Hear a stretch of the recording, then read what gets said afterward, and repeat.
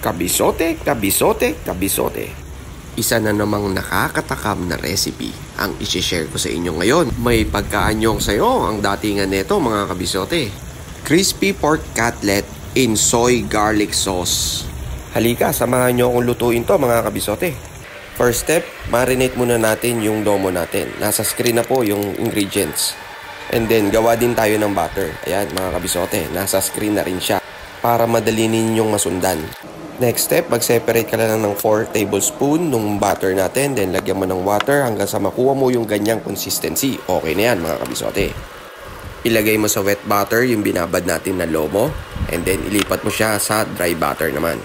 Next step, i-deep fry naman natin siya mga kabisote.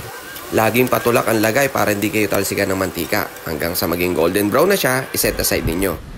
Gawin naman natin ngayon yung soy garlic sauce. Sundan na lang ninyo kung ano yung nasa screen na ingredients.